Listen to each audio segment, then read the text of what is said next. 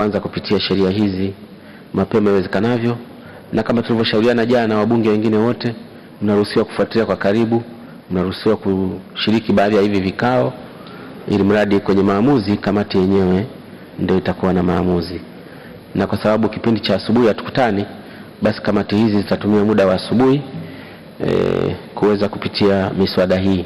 Kwa wabunge ambao mna muda, mnaweza mkafika huko na kuona ni nini kinachoendelea katika uchakataji wa sheria hizi na kipindi cha kuwasikiliza wadau na kadhalika. Katibu, hoja za kamati. Hoja za kamati.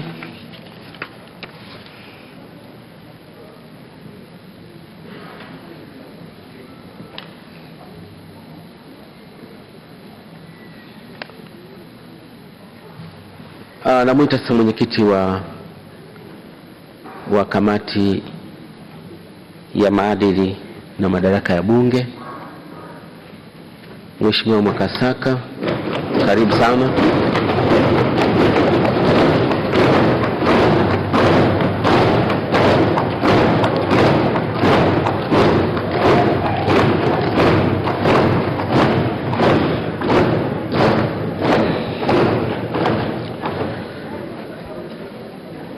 Kwa kadri mlivyojipanga ili kuweza kuwasilisha kwa utulivu, tumewatengea saa moja.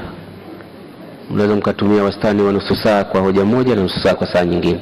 Kwa hoja ile, lakini upande wa pili hoja ni moja tu, ila ina mambo mawili tofauti. Mheshimiwa mwenyekiti, karibu sana.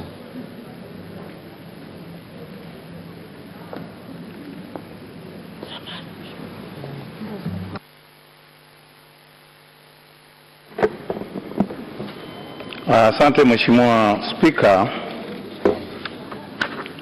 Hii ni taarifa ya kamati ya maadili na madaraka ya Bunge kuhusu tuhuma zinazomkabili Mheshimiwa Josephat Mathias Gwajima mbunge za kuvunja haki za Bunge, kudharau mamlaka ya Bunge na kugonganisha mihimili.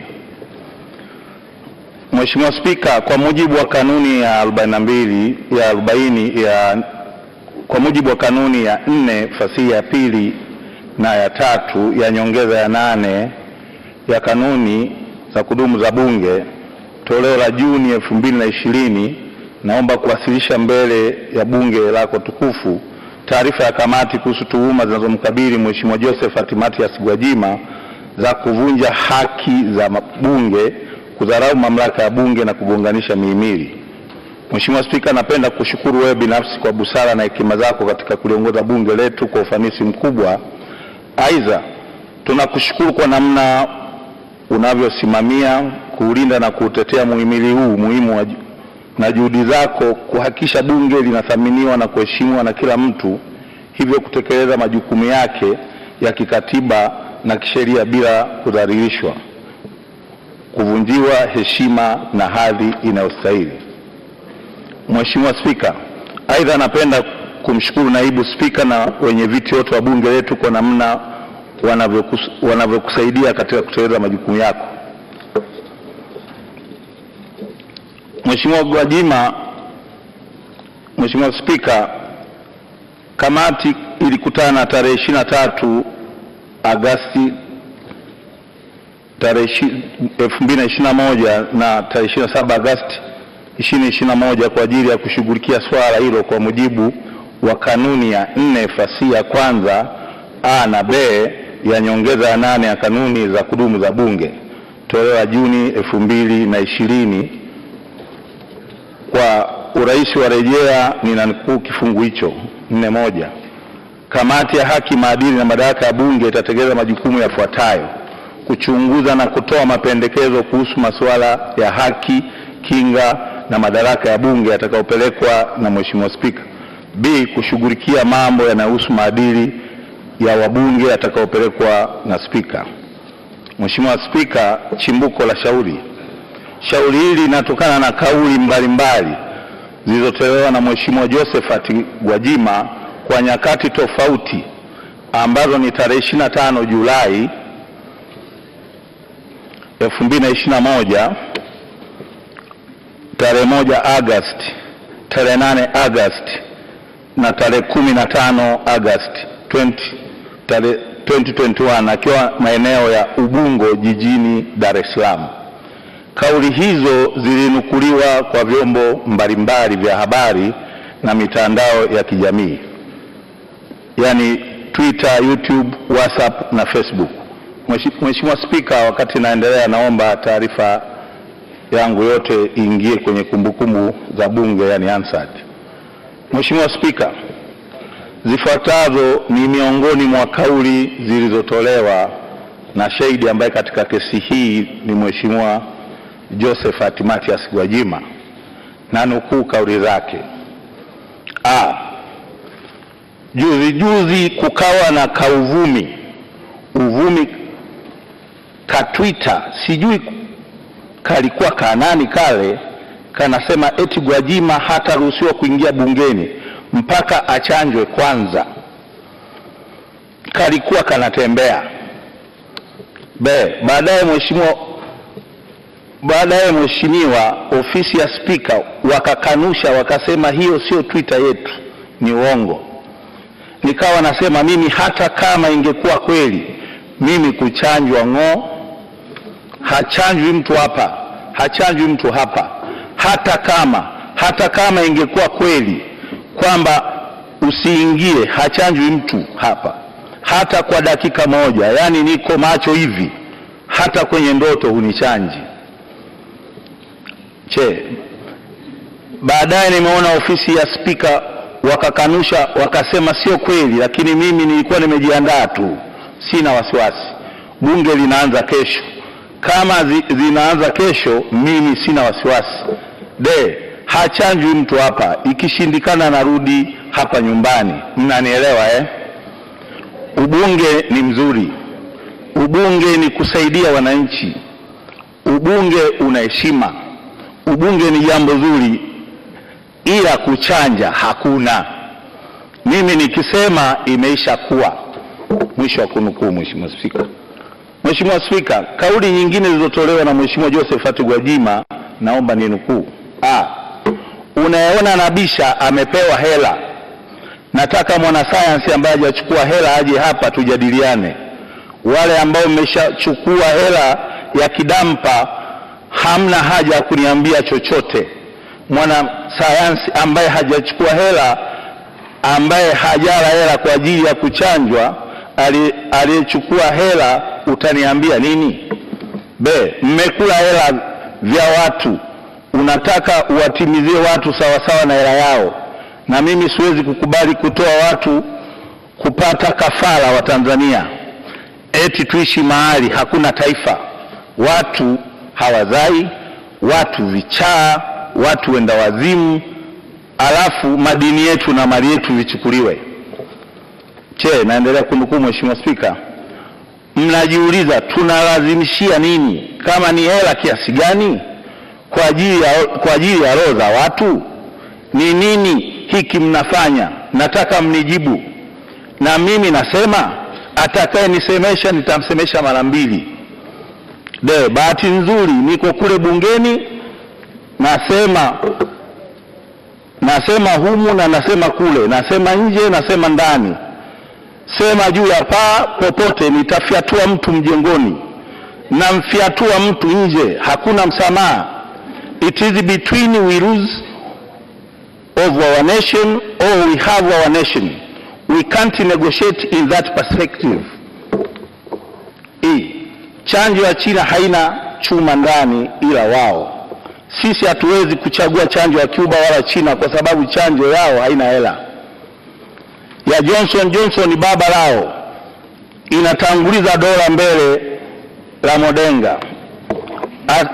AstraZeneca baba lao lina dola kwanza, ulainike kabisa.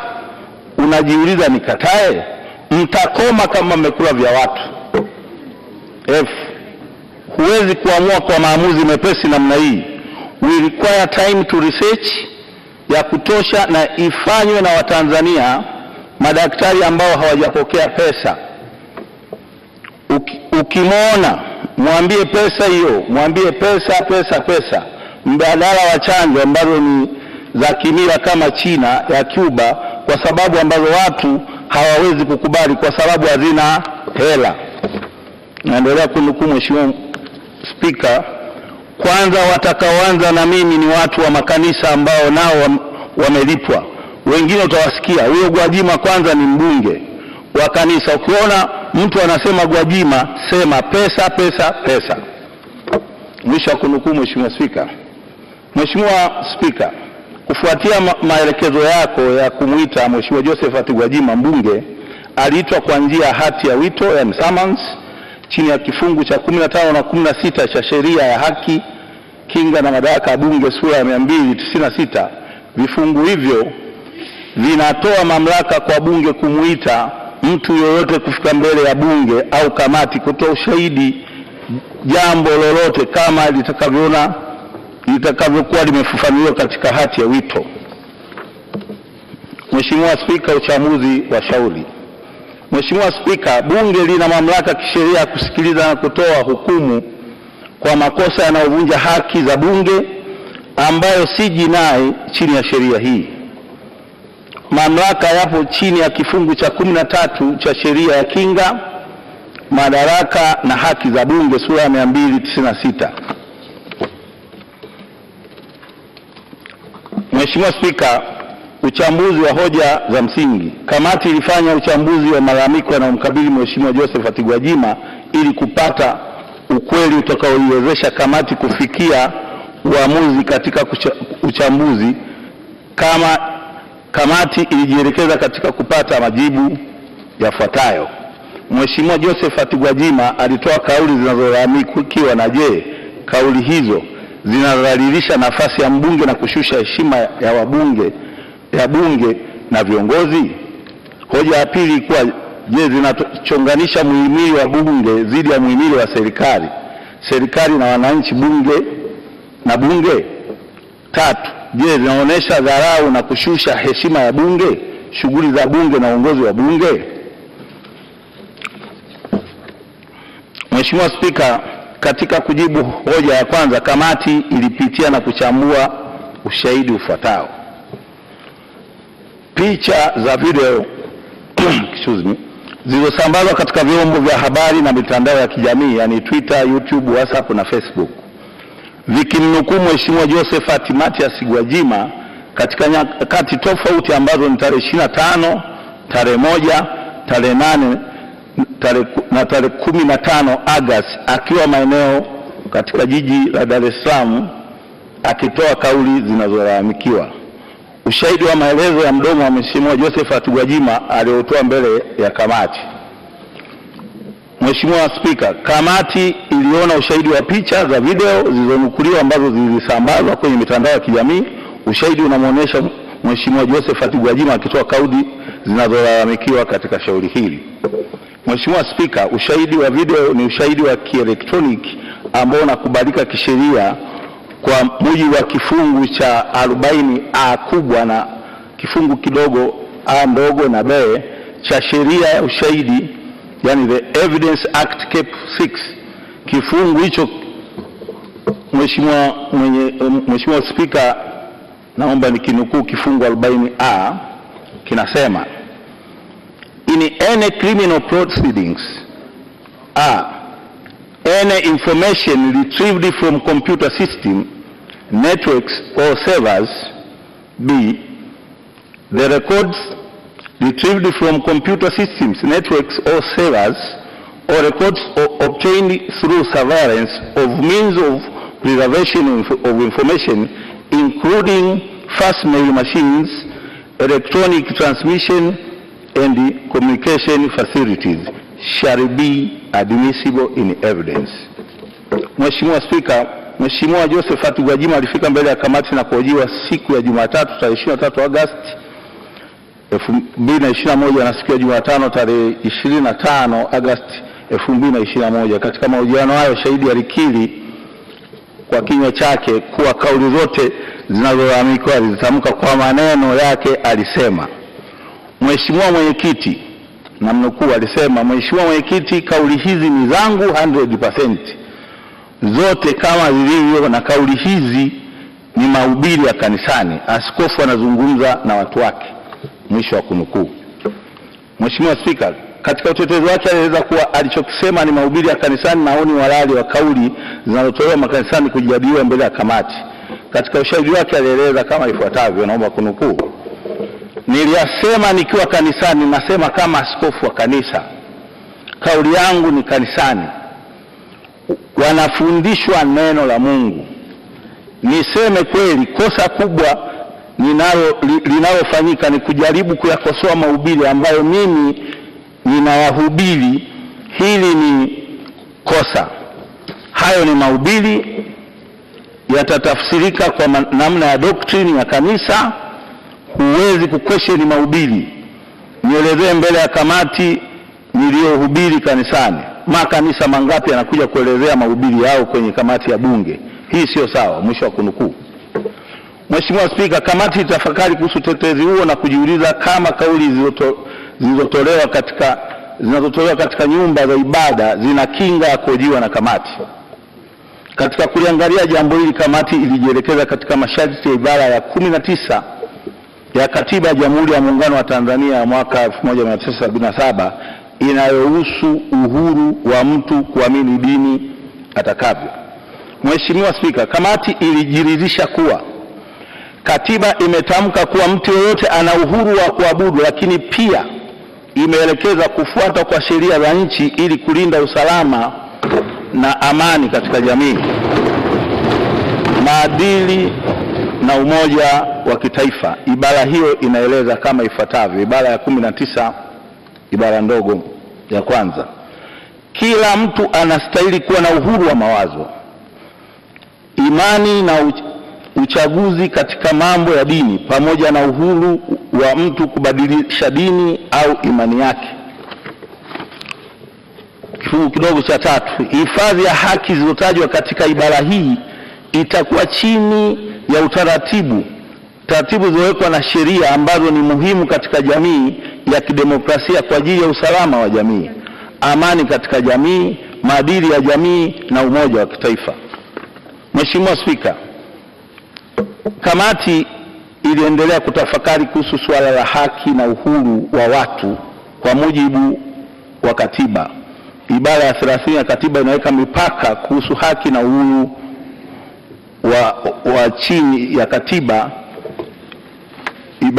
Naomba ninukuu ibara ya 31 na 2: haki na uhuru wa binadamu ambavyo misingi yake imeorodheshwa katika katiba hii havitatumiwa na mtu mmoja kwa maana ambayo itasababisha kuingilia kati au kukatizwa kwa haki na uhuru wa watu wengine au maslahi ya umma. Namba 2: ifahamike kwamba masharti yaliyomo katika sehemu hii ya katiba yanafafanua misingi ya haki, uhuru na wajibu wa binadamu. Hayahalamishi sheria yoyote iliyotungwa wala kuzuia sheria yoyote kutungwa au jambo lolote halali kufanywa kwa mujibu wa sheria hiyo.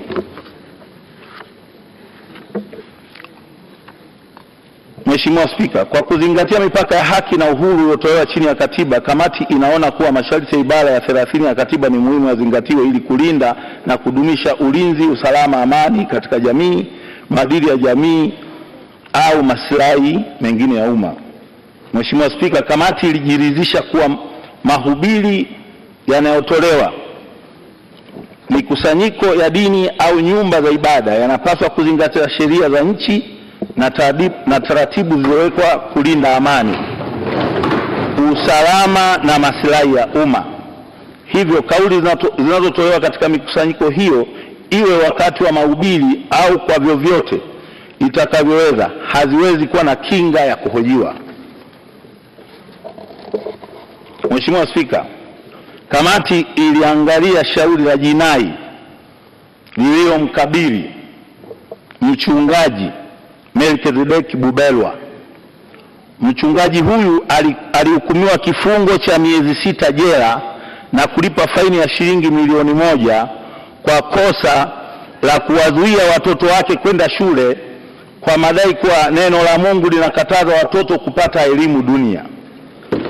Shauri hilo ni kesi namba 35 ya mwaka 2021 iliyoamuliwa katika mahakama ya wilaya ya Bukoba.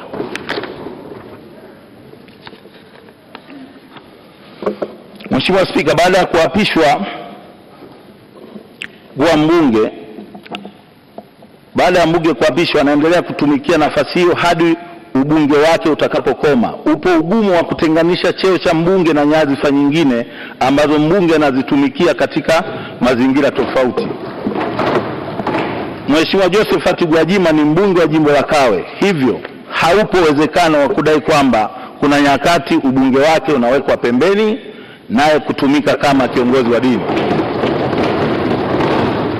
Kamati ilijiridhisha kuwa mara baada ya kuapishwa mbunge huendelea kushika nafasi ya ubunge kwa kipindi cha miaka 5 iwapo hatokoma kuwa mbunge. Hivyo Mheshimiwa Josephat Gwajima wakati anatoa kauli zinazolalamikiwa alizotoa alikuwa ni mbunge. Mheshimiwa Spika, shahidi alikiri hayo wakati wa mahojiano alipoulizwa swali wapo kofia ya uongozi wa dini inatenganishwa na ubunge au vinakwenda pamoja. Kwa maneno yake alisema yafuatayo, naomba kumnukuu: zinakwenda pamoja, ndio maana bungeni hadhi yangu nimesajiliwa kama Mheshimiwa Askofu Josephat Mathias Gwajima. Kanisani nilitaja ubunge kwa sababu kuna issue nilikuwa nahitaji kuaddress kwa washirika wangu wanaojua mimi ni askofu lakini pia ni mbunge. Mwisho wa kumnukuu. Mheshimiwa Spika, Josephat Gwajima ni mbunge na kiongozi. Kwa nafasi hiyo anatakiwa kuwa mfano bora wa kuigwa na wananchi.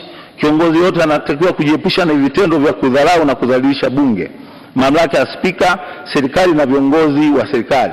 Vile kiongozi awajibike kuzingatia sheria, kanuni na taratibu za uendeshaji wa bunge na serikali kwa ujumla. Mheshimiwa Spika, tuhuma za kuchonganisha muhimili wa bunge dhidi ya muhimili wa serikali na wananchi, bunge na wananchi zinajidhihirisha wazi katika kauli za Mheshimiwa Gwajima. Na nukuu kwa kauli hiyo ya Mheshimiwa Josephat Gwajima, anasema, unayeona Nabisha amepewa hela, nataka mwanasayansi ambaye hajachukua hela aje hapa tujadiliane. Wale ambao mmeshachukua hela ya kidampa hamna haja ya kuniambia chochote.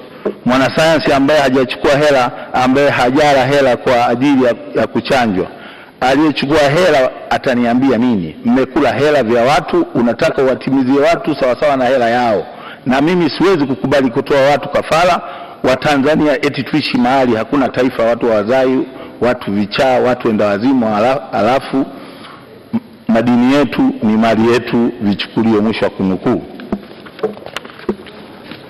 Mheshimiwa Spika, hali kadhalika kauli za Mheshimiwa Josephat Gwajima zinachunganisha na kufarakanisha serikali na wananchi kwa kuaminisha kuwa serikali inawalazimisha wananchi kuchanja wakati jambo hilo ni la hiari. Mheshimiwa Spika, kauli zinazotolewa mathalani kwamba anayekubali chanjo amepokea pesa toka nje ya nchi na kampuni zinazozalisha chanjo, jambo linalotafsiriwa kuwa ni rushwa. Kauli hizi zinaathiri mahusiano kati ya nchi yetu na nchi nyingine. Jambo hili ni dosari kwa kiongozi anayetumia nafasi ya mbunge. Mheshimiwa Spika, katika kumhoji shahidi kama kamati ilitaka kufahamu iwapo shahidi anaziona changamoto zinazotokana na kauli zake, ikiwemo kudhalilisha bunge na wabunge pamoja na kuleta migongano kati ya serikali, bunge na wananchi, shahidi huyo alijibu kwamba yeye hajutii kauli zake na kwamba ataendelea kutoa kauli za kusisitiza kwamba anachokieleza ndio ukweli. Mheshimiwa Spika, baada ya kamati kujibu hoja hizo, ilijielekeza katika kujibu hoja nyingine kwamba je, kauli hizo zinakiuka kifungu cha 13 kifungu kidogo cha kwanza 26D na E cha sheria ya kinga, haki na madaraka ya bunge sura ya 296 toleo la 2020 na kanuni ya 85(1)G ya kanuni za kudumu za bunge ya mwaka 2020. Mheshimiwa Spika, kamati imejiridhisha kuwa kauli zilizotolewa na Mheshimiwa Josephat Gwajima zinadhalilisha nafasi ya mbunge, zinashusha heshima ya bunge, wabunge na viongozi, zinachonganisha mhimili wa bunge dhidi ya mhimili wa serikali, serikali na wananchi, na bunge na wananchi. Mheshimiwa Spika, vile kauli hizo zinaonyesha dharau na kushusha heshima ya bunge, shughuli za bunge na uongozi wa bunge. Kwa mantiki hiyo, kauli hizo zinakiuka kifungu cha 26D na E ambacho kinamzuia mtu yeyote kudharau, kudhalilisha, kushusha hadhi na heshima ya bunge, shughuli za bunge au mtu yeyote anaendesha shughuli hizo. Mheshimiwa Spika, kamati itafakari na kupima kauli zilizotolewa na Mheshimiwa Josephat Gwajima iwapo zinakiuka kanuni ya 85(1)G ya kanuni za kudumu za bunge, inaweka masharti kuhusu utovu wa nidhamu uliokithiri. Kamati ili tafakari kauli zifuatazo zililenga bunge na zinazoilenga serikali, na nukuu kutoka kwenye kauli za Mheshimiwa Josephat Gwajima kama ifuatavyo: mimi nikisema imeisha kuwa. Bahati nzuri niko kule bungeni, nasema humu, nasema na kule, nasema nje, nasema na ndani, nasema juu ya paa, popote nafiatua mtu mjengoni na mfiatua mtu nje, hakuna msamaha. Mheshimiwa Spika, bunge linaongozwa kwa mujibu wa katiba na sheria na kanuni, ambapo kiongozi wake ni wewe Mheshimiwa Spika. Kitendo cha Mheshimiwa Josephat Gwajima kutoa kauli zinazoonyesha kuwa hakuna wa kumzuia na kwamba wakati wowote atatoa kauli anazotaka kwa maneno kwamba nikisema imeishakuwa, ni utovu wa nidhamu uliokithiri kwa nafasi yake kama mbunge na kiongozi katika taifa ambaye hapaswi kuongozwa na sheria za uongozi wake. Mheshimiwa Spika, Mheshimiwa Josephat Gwajima alishindwa kuthibitisha kauli zake na wala hakuwa na kielelezo chochote cha kauli zake, licha kuaminisha umma kuwa anao ushahidi. Naomba nirudie sehemu hiyo Mheshimiwa Spika. Mheshimiwa Josephat Gwajima alishindwa kuthibitisha kauli zake na wala hakuwa na kielelezo chochote cha kauli zake, licha kuaminisha umma kuwa anao ushahidi. Shahidi huyu alisema uongo kwa kuwaaminisha watu kwamba chanjo pekee iliyoingizwa nchini ni Johnson Johnson na kwa chanjo kutoka China iliyoingizwa nchini. Kamati ilibaini chanjo zaidi ya Johnson Johnson zipo nchini, ambazo chanjo toka China zipo Zanzibar. Vile vile swala la viongozi kupewa rushwa hakutoa ushahidi wowote. Mheshimiwa Spika, vitendo hivyo vinakiuka kifungu cha 26D na E cha sheria ya kinga, haki na madaraka ya bunge. Vile vile kauli hizo zinaonyesha utovu wa nidhamu uliokithiri chini ya kanuni ya 85(1)G ya kanuni za kudumu za bunge. Mheshimiwa Spika, kamati kwa kauli moja ilimtia hatiani Mheshimiwa Josephat Gwajima.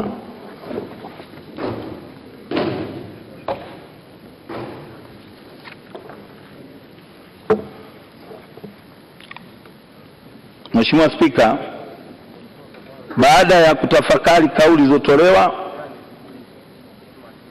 na ushahidi mbele ya kamati pamoja na vifungu vya sheria vinavyozuia vitendo alivyovifanya na kujiridhisha, kamati ilijielekeza katika kujibu hoja kuhusu hatua za kisheria zinazopaswa kuchukuliwa dhidi yake. Mheshimiwa Spika, kuhusu adhabu kwa kosa la utovu wa nidhamu uliokithiri, kamati ilijielekeza katika kanuni ya 85(3) ya kanuni za kudumu za bunge toleo la Juni 2020. Kanuni hii inaweka adhabu kwa mbunge anayekiuka kanuni hii kuwa ni asihudhurie mikutano ya bunge mfululizo isiyopungua miwili au isiyozidi mitatu. Kanuni inaeleza kamati ya haki, maadili na madaraka bunge itashughulikia shauri hilo, na ikithibitika mbunge husika alitenda kosa, inaweza kushauri kwamba mbunge huyo asihudhurie mikutano mfululizo isiyopungua miwili au isiyozidi mitatu. Mheshimiwa Spika, pia tulienda kwenye mashauri ambayo yameshawahi kuamriwa na bunge hili, ambayo kauli zilitolewa ndani ya sehemu ya kuabudia. Tuliangalia pia shauri la Mheshimiwa Saidi Kubenea ambaye alikuwa mbunge katika bunge la 11, alitoa kauli za kudharau bunge akiwa kanisani. Kamati ilichunguza na kutoa mapendekezo kuhusu hatua za kuchukua. Mheshimiwa Spika, vitendo vya shahidi wakati wa usikilizaji wa shauri lake. Kamati ilifanya tathmini ya mwenendo na tabia ambazo shahidi alizionyesha mara alipofika kuhojiwa mbele ya kamati. Kamati ilishangazwa na vitendo alivyofanya na hivyo imeona kuwa ni shahidi ni mjeuri ambaye alileta dharau kwa kamati. Mheshimiwa Spika, tarehe 23 Agosti shahidi alifika mbele ya kamati. Alipokaribishwa kuketi kwenye kiti cha shahidi alikataa kwa kusema hawezi kukalia kiti hicho na akachukua kiti kingine. Kamati iliona sio shida ikamruhusu. Baada ya hapo kamati ilipomtaka azungumze alikataa kutumia kipaza sauti kilichokuwepo na kudai kibadilishwe. Kamati pia iliona ikidhi matakwa ya moyo wake kambadilishia. Mheshimiwa Spika, kamati kama hiyo haitoshi, tarehe 25 Agosti 2021 shahidi alifika tena mbele ya kamati. Alipoitwa kuendelea kutoa ushahidi aliingia ndani ya ukumbi kama alivyotakiwa. Alipoelekezwa kuketi alikataa akidai anapenda kuzungumza akiwa amesimama. Hata katika hili kamati iliona imvumilie. Mheshimiwa Spika, pamoja na vituko hivyo, ushahidi wa Mheshimiwa Josephat Gwajima hakutoa ushirikiano wa kuridhisha kwa sababu sehemu kubwa hakuwa akijibu maswali kama alivyoulizwa. Majibu yake kwa maswali hata yaliokuwa ya kawaida, aling'ang'ania kueleza masuala ya imani yake na kusisitiza kuwa aliongea kama kiongozi wa kimataifa wa kanisa lake na hotuba zake zilisambaa duniani kote na sio Tanzania pekee. Zaidi ya hivyo, majibu yake yalijikita kwamba kamati haina mamlaka ya kuhoji mahubiri ya kanisani. Mheshimiwa Spika, kamati iliona kuwa shahidi hakuitendea haki kamati kwa vitendo alivyofanya. Kamati inaeleza hivyo kwa sababu shahidi anaelewa vyema utaratibu unaozingatiwa na kamati wakati wa kuendesha mashauri, kwa kuzingatia kuwa akiwa ni mjumbe wa kamati alikuwepo wakati kamati inapata mafunzo kuhusu masuala ya uendeshaji wa mashauri ya kamati. Maoni na mapendekezo ya jumla ya kamati kuhusu shauri hili. Mheshimiwa Spika, pamoja na kushughulikia swala la Mheshimiwa Josephat Gwajima, kamati imebaini masuala mbalimbali ambayo yanapaswa kufanywa kazi ili kuhakikisha amani na utulivu wa nchi unaendelea kudumishwa. Kutokana na kauli mbalimbali anazozitoa Mheshimiwa Josephat Gwajima, kamati inashauri kama ifuatavyo. Kwanza, vyombo vya kisheria vifuatilie na kuchunguza mwenendo wa vitendo vya Mheshimiwa Josephat Mathias Gwajima kwa kuwa vinaashiria uwepo wa jinai na uvunjifu wa amani na usalama wa nchi. 2. Swala hili lishughulikiwe pia kwa mujibu wa sheria na maadili ya viongozi wa umma, lifikishwe kwenye chama anachotoka ili aweze kuchukuliwa hatua kwa mujibu wa maadili ya chama chake. Mheshimiwa Spika, huu ndio uchunguzi wa kamati kuhusu shauri linalomkabili Mheshimiwa Josephat Mathias Gwajima. Hivyo tunaomba bunge liutafakari na liuzingatie wakati wa kupitisha azimio la kuchukua hatua dhidi ya Mheshimiwa Gwajima. Hitimisho. Mheshimiwa Spika, mwisho napenda kukushukuru wewe binafsi kwa kunipa nafasi hii kuwasilisha maoni ya kamati. Kwa niaba ya kamati ya kudumu ya haki, maadili na madaraka ya bunge, napenda nitumie nafasi hii tena kukupongeza kwa dhati kwa jinsi unavyoongoza bunge hili ambayo ni chombo cha uwakilishi cha wananchi kusimamia na kushauri serikali ili kuhakikisha kuwa ustawi wa wananchi unakuwa ndio kipaumbele cha kwanza. Mheshimiwa